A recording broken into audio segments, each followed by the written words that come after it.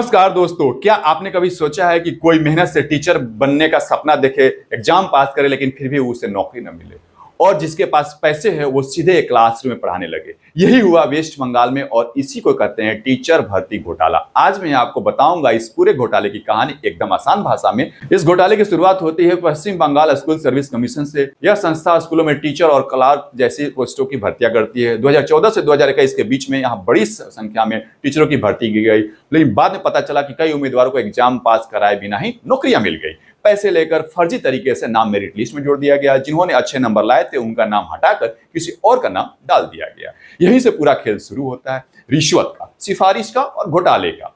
घोटाले कैसे होता है, इसमें कई तरीके से हथकंडे अपनाए जाते हैं। नकली मेरिट लिस्ट बनाए जाते हैं, तो कंप्यूटर से छेड़छाड़ किया जाता है, टॉपर्स को बाहर का रास्ता दिखा दिया जाता है और एक एक नौकरी के लिए लाखों रुपए लिए जाते हैं। कुछ रिपोर्ट्स के अनुसार एक पोस्ट के लिए 5 से 15 लाख रुपए वसूले गए। यह पूरा खेल धीरे धीरे चलता रहा, लेकिन फिर कुछ स्टूडेंट्स और टीचर्स उम्मीदवारों ने इसकी शिकायत की और यही से यह घोटाला सामने आया। जैसे जैसे जांच आगे बढ़ी, उसमें बड़े बड़े नाम सामने आए। पार्थ चटर्जी उस समय के शिक्षा मंत्री, जिनके ऊपर एक घोटाले का मास्टरमाइंड होने का आरोप लगा। अर्पिता मुखर्जी पार्थ चटर्जी की करीबी मानी जाती है। उनके घरों में ईडी ने करीब 50 करोड़ कैश बरामद किए और साथ में सोने चांदी भी जब्त किए। सोचिए, बोरे में नोट मिले, अलमीरे में नोट मिले, बेड के नीचे नोट मिले। जो पैसा स्कूलों और बच्चों की शिक्षा में जाना चाहिए था वो रिश्वत में जा रहा था। जब यह मामला कोर्ट में पहुंचा तो कलकत्ता हाई कोर्ट ने भी भर्ती को अवैध बताया, लेकिन इससे बड़ा फैसला सुप्रीम कोर्ट ने दिया।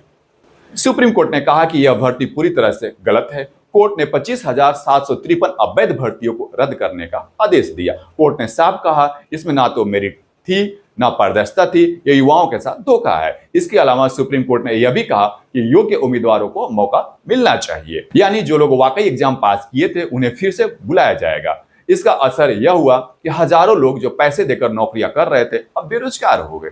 जिनका हक छिन गया था उन्हें अब उम्मीद की किरण जगी है।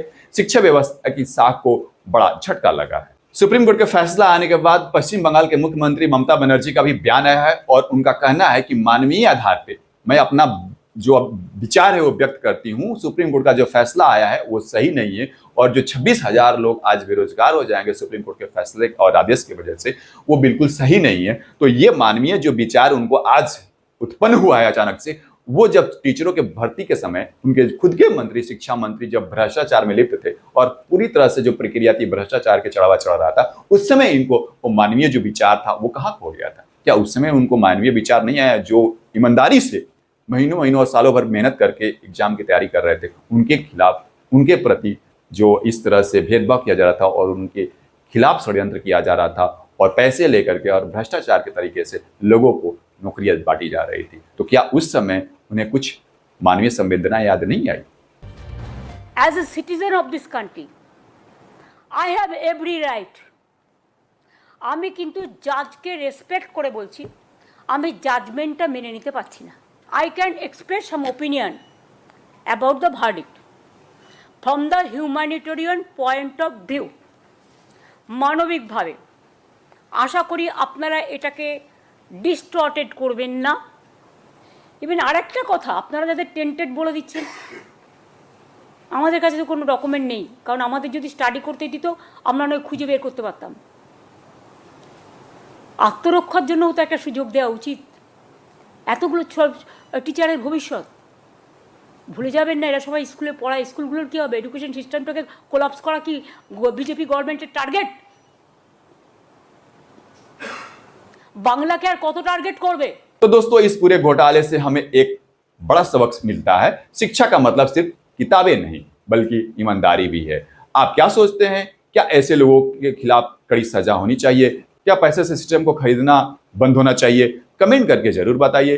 वीडियो अच्छा लगा तो लाइक, शेयर और सब्सक्राइब करना ना भूलें। मिलते हैं अगले वीडियो में एक और सच्चाई के साथ।